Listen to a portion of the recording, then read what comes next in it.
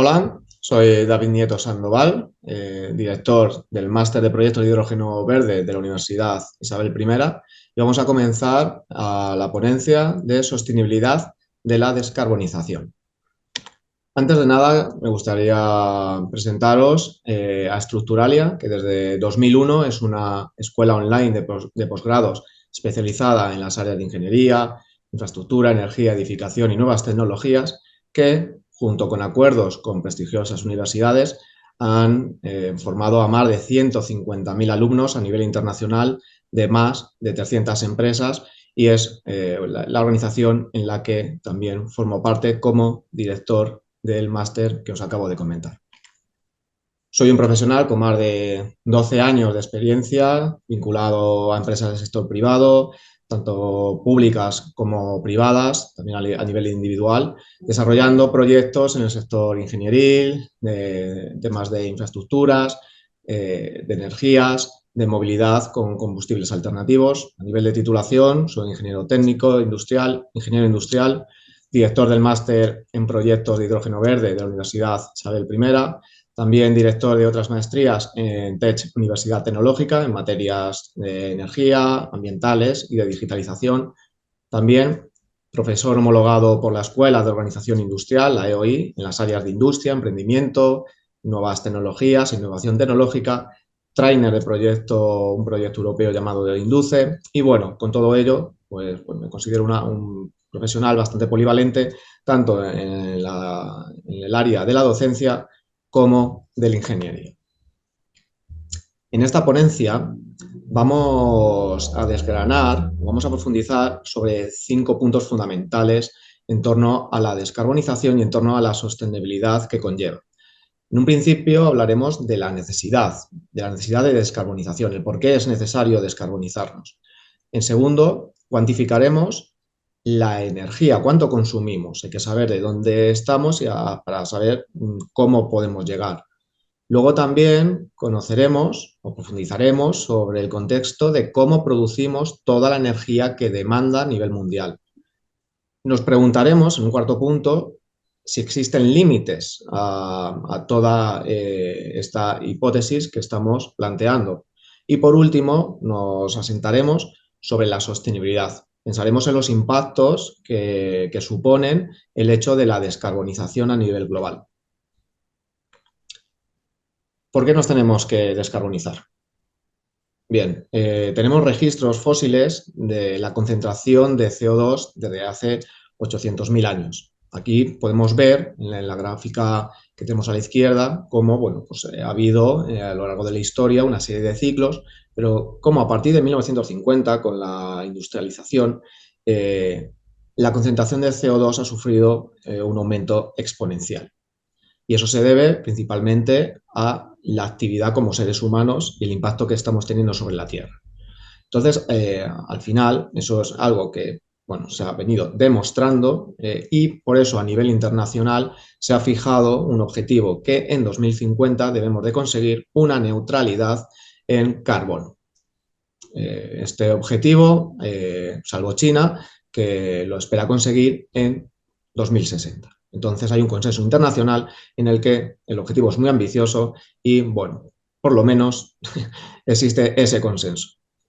Pero ¿de qué estamos hablando? Porque estamos hablando, aquí podemos ver en esta gráfica, de que vamos a intentar limitar el calentamiento en 1,5 grados. El hecho de que consigamos la neutralidad en 2050 no vamos a conseguir que bueno, detengamos el calentamiento global, sino lo que vamos a hacer es limitarlo. Al final, como todo sistema, tiene cierta inercia, entonces toda la concentración de CO2 que estamos emitiendo y que hemos emitido, pues bueno, tiene una vida y bueno, pues al final lo que intentamos hacer es limitar el calentamiento. Estos son los objetivos, o sea, la aplicación de los objetivos, tanto el Acuerdo de París como otras políticas a nivel internacional o acuerdos políticos que se están llevando a cabo, y en todos ellos fijamos como 2 hitos, uno en el 2030, fijaros que estamos en el 2023, o sea, el 2030 ya es un hito inmediato, y otro más a medio largo plazo, que es en el 2050, que en cualquier caso también es un hito muy cercano y que nos afecta de lleno. ¿Cuánto consumimos? Bien, en esta gráfica podemos ver una tendencia ascendente y como podemos comprender, esa tendencia se va a mantener. Estamos hablando que la demanda de energía primaria a nivel mundial en el 2021 fue más de 169.000 teravatios hora. Si nos fijamos también en la gráfica, las diferentes barras que están organizadas de forma geográfica, podemos ver que esa tendencia ascendente viene provocada en mayor parte por Asia. Luego, al final de la ponencia, también sabremos el motivo de por qué esta región tiene esa tendencia consumista de demanda de energía. Entonces, esta es la realidad. Esta es la realidad que desde 1990 en adelante nuestra demanda de consumo de energía, es totalmente ascendente. Entonces, eso también hay que considerarlo como otro factor para lograr los objetivos. Si podemos permitirnos o si el sistema es capaz de mantenernos en ese estado bueno, pues de consumo creciente de energía. Bien, para atender esa demanda de energía en la actualidad lo logramos en un 80% mediante energías fósiles, petróleo, carbón y gas natural. Entonces lo que estamos hablando cuando hablamos de descarbonizar es de sustituir ese 80% de energía que ahora estamos empleando para atender nuestra demanda con energías renovables. ¿Vale? Eso a nivel energético, a nivel cuantitativo, estaríamos hablando de cambiar 135 teravatios hora año. O sea, o generar 135 teravatios hora año mediante energías renovables. Eso es un gran reto. Y aquí nos podemos preguntar, ¿existe algún límite? ¿Tenemos límites o es objetivo o es factible el hecho de toda esa cantidad de energía que tenemos que extraer de recursos de nuestra tierra? ¿Es factible? ¿Es sostenible? ¿No? Pues bien, en un comunicado a la Comisión Europea se establece que la enorme necesidad de recursos, tanto de energía, alimentos, materias primas, está sometiendo al planeta a una presión extrema y es la responsable, a su vez, de la mitad de las emisiones de CO2 o de gases de efecto invernadero, así como la pérdida en un 90% de la diversidad y del estrés hídrico. También Alicia Valero, la investigadora, establece que sí existen límites minerales, en este caso, a la transición ecológica. Entonces, claro, esto nos pone en antecedentes de que al final estamos en un planeta finito y la naturaleza no es capaz de reponer todo aquello que le estamos extrayendo para atender nuestras demandas energéticas. Entonces, sí existen límites y como tales debemos de ser capaces de conocerlos para poder tomar acciones sobre ellos. Cuando hablamos de una transición energética, al final estamos hablando de una transición tecnológica y la tecnología que tenemos a disposición a día de hoy para bueno, atender esa demanda de forma renovable, pues estamos hablando de energía fotovoltaica, energía eólica, electromovilidad, vehículos eléctricos, tecnología del hidrógeno, solar de concentración, etcétera. Bien, pues todas estas tecnologías, a su vez, consumen grandes materias de minerales críticos. Entonces, eso, a su vez, pues claro, crean un contexto de que sí, somos más sostenibles en el hecho de que conseguimos sistemas más eficientes que aprovechan mejor la energía o que podemos llegar a producir energía renovable de ellos, pero para construir estos equipos necesitamos unos recursos minerales que a su vez son críticos o están muy limitados en el terreno, en nuestro planeta Tierra. Esta gráfica lo que muestra, en función del número de publicaciones sobre la perspectiva de los metales críticos por tecnología, es la importancia de estos minerales en cada una de las tecnologías que están implícitas de forma directa o indirecta en la descarbonización.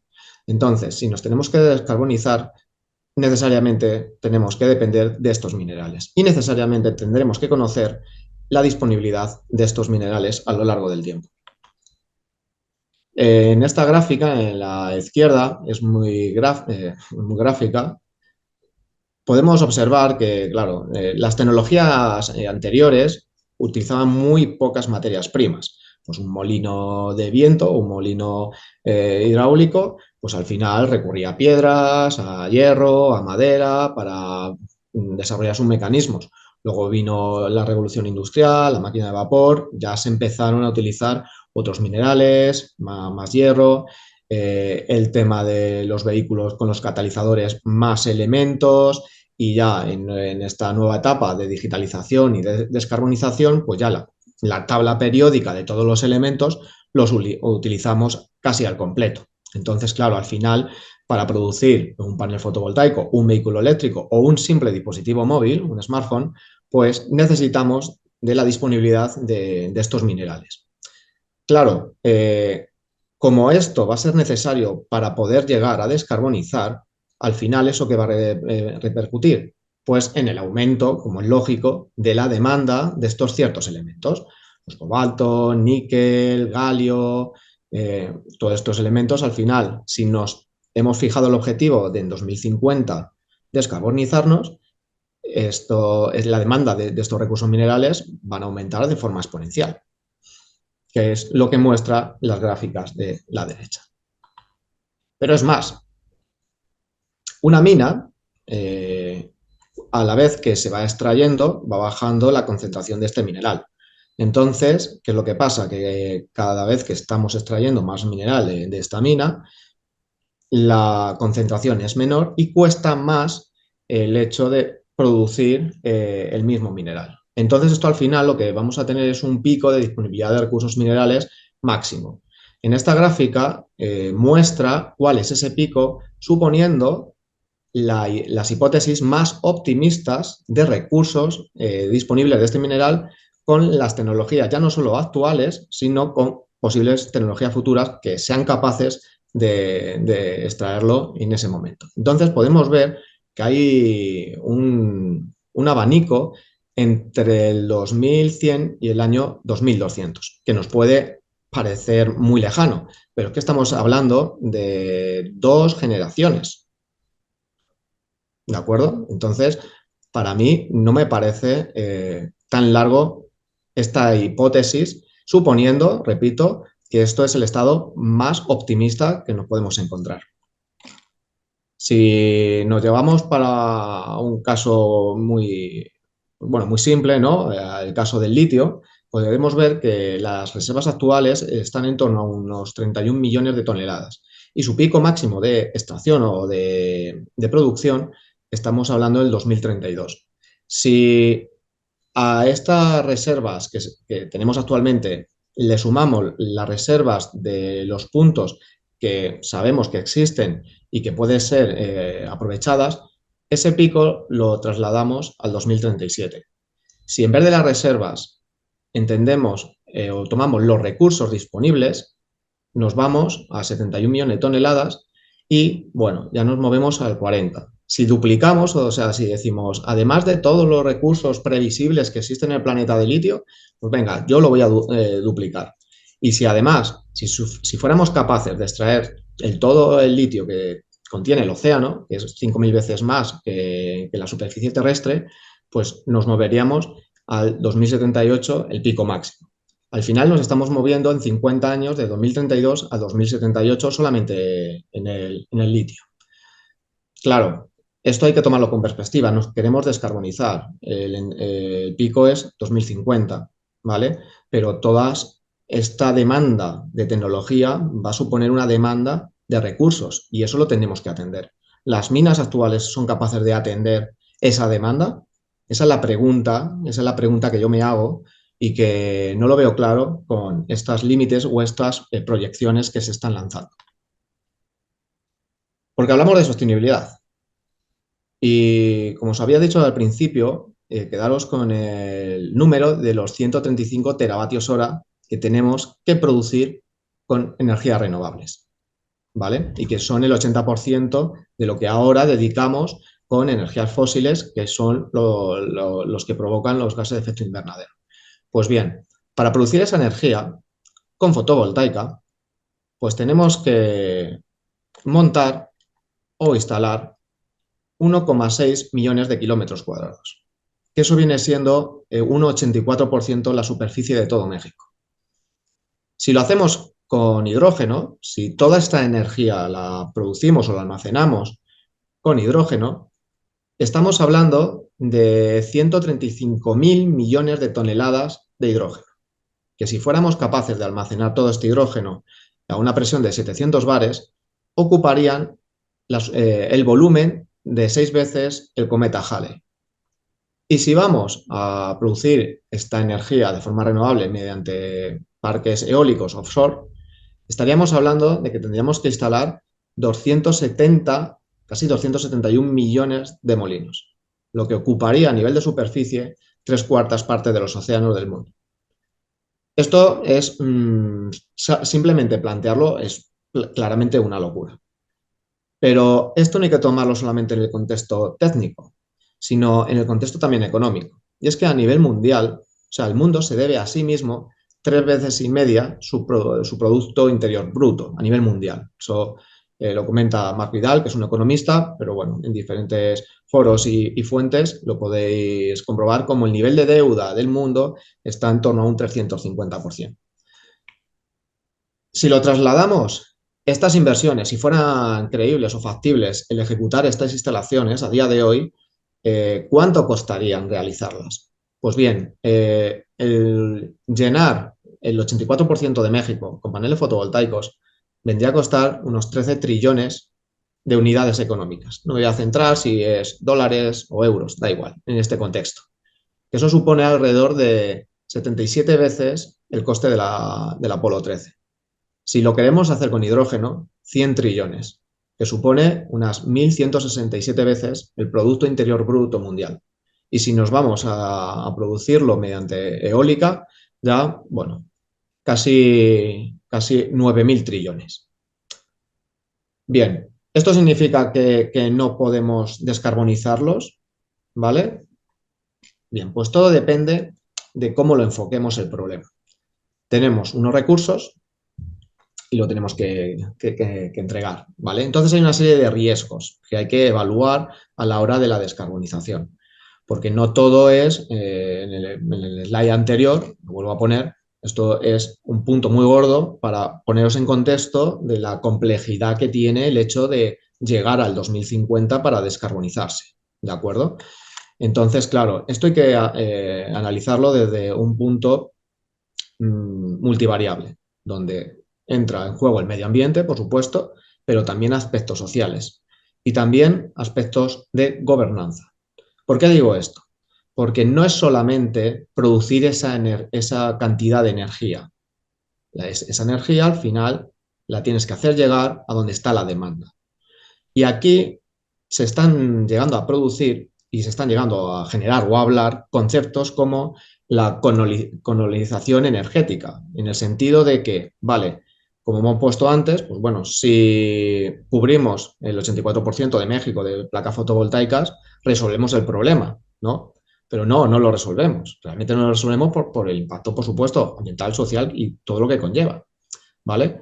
Se están dando lugares con escasa población donde se están desarrollando megaproyectos energéticos.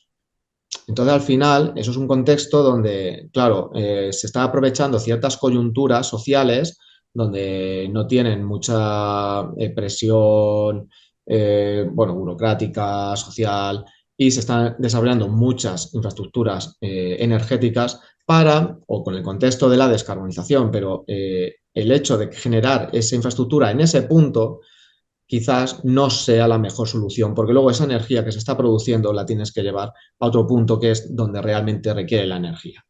¿De acuerdo? Entonces eso al final pues genera un problema, en este caso social y también ambiental. El impacto ambiental de cualquier instalación pues también hay que evaluarlo. Luego también el tema de los residuos y de las necesidades. Toda tecnología se tiene que fabricar y en su fabricación va a consumir energía, va a consumir agua y va a generar residuos. Esto es así, es imposible generar sin que se consuma agua, sin que se consuma energía y sin que se genere residuos. Volviendo al tema de la mina, todos podemos tener en la cabeza, y lo vais a entender perfectamente, una mina al cielo abierto, ¿vale? Entonces, conforme se va extrayendo más, la mina se va haciendo más grande, entonces la extracción del material, pues el camión que recoge los minerales tiene que dar más vueltas sobre la mina para poder sacarlo al exterior. ¿Eso que supone? Pues un mayor coste, y ese coste es exponencial. Y además, ese coste está asociado, sobre todo en el sector de la minería, con el uso de combustibles fósiles. Entonces, si queremos extraer esos minerales porque nos hacen falta para la producción de sistemas renovables, dígase fotovoltaica o tecnologías del hidrógeno, pues al final estamos matando una mosca a cañonazos porque estamos produciendo un extra de contaminación de emisiones de CO2 para llegar a generar un bien que sí, que luego se va a descarbonizar. Pero en un primer momento sí que vamos a tener que consumir mucha energía primaria de origen no renovable que nos puede afectar también al impacto y a las emisiones de CO2. Entonces hay que tenerlo en cuenta. El tema hídrico también hay que tenerlo en cuenta. Para que estéis en contexto, la producción de 1 kilo de hidrógeno conlleva el uso entre 10 y 20 litros de agua. Las placas fotovoltaicas, si se quiere hacer una gestión correcta y eficiente de las placas, más allá de la propia construcción de la placa, luego lleva un posterior mantenimiento de limpieza de las mismas que conllevan el consumo de agua. ¿Vale? Entonces, si tenemos que montar toda esa superficie de placas fotovoltaicas, va a su vez requerir el uso de agua para poder limpiarlas. ¿De acuerdo? Y el tema de los residuos. Al final los residuos también hay que tenerlos en consideración. Y aquí hay un punto que se debe de jugar con el concepto de residuo, porque todos estos minerales necesarios para la transición energética al final quedan como residuos electrónicos. Y ahí hay una gran oportunidad de negocio que es el hecho de la minería de los residuos, de cómo extraer esos minerales que son tan críticos, ¿vale?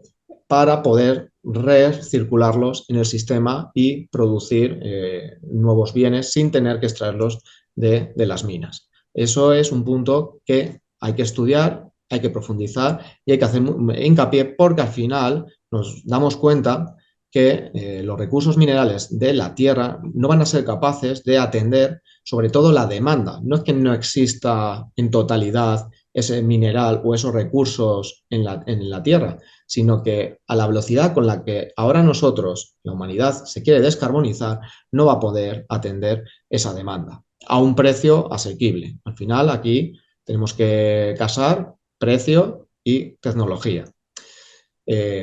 Las políticas también no nos podemos dejar a nadie en el camino y tenemos que fomentar de forma coherente las tecnologías. Esto no va, como he puesto anteriormente, de solo fotovoltaica, de solo hidrógeno o de solo eólica. Al final hay que hacer un mix de tecnologías donde seamos capaces de atender esa demanda global, ¿vale?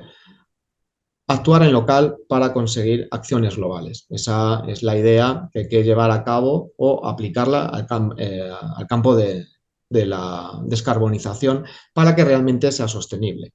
Otro punto importante en torno a la sostenibilidad es que, claro, estamos descarbonizando con energías renovables que por sí mismas son tecnologías intermitentes, entonces necesitamos almacenamiento. Y en el almacenamiento también hay mucho juego a la hora de almacenar. Almacenar podemos de forma química, como el hidrógeno es un vector energético, al fin y al cabo es una forma de almacenamiento químico, pero también tenemos almacenamientos de forma inercial, como la anterinercia, o mediante pesas, se puede acumular energía de forma potencial, con la inyección de aire comprimido para luego en la descompresión utilizar alguna turbina.